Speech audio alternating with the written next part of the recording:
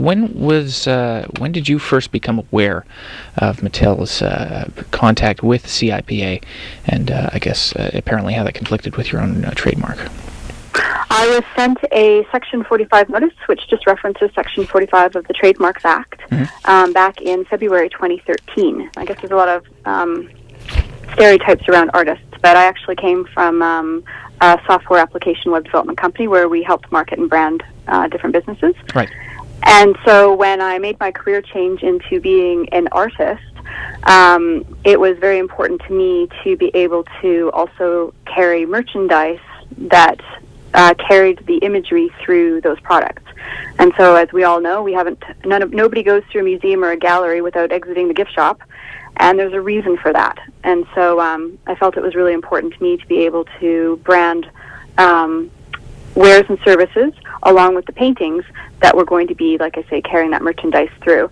And the reason why it's called an expungement proceeding. And so if you have a registered trademark in Canada and someone else is trying to, in the case of American Girl, register a similar mark, then the examiner at the Canadian Intellectual Property Office cited mine, saying, I'm sorry, there's already somebody here with similar wares and services. And so the reason why the expungement proceeding happened is because we have an overlap of wares and services that they wish to register under their Carollyne doll. Do you see conflict between American Girl and your own merchandise? Well, we had discussed the coexistence agreement, which the reason why that didn't work out was because the covenant was to not further challenge their mark, but they refused to put in place a covenant that would protect me from further challenging my mark from them. At that point in time, it was just part of the course was to file my evidence, which I've already done with the Canadian Intellectual Property Office, and is now up to an examiner to be able to determine if I can continue to be registered for Carollyne under those wares and services.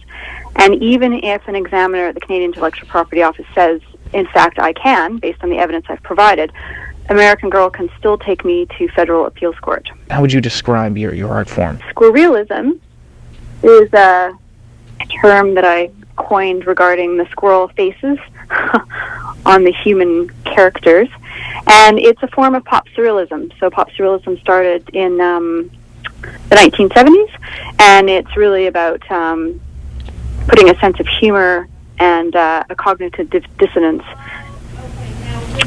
into the work that you see.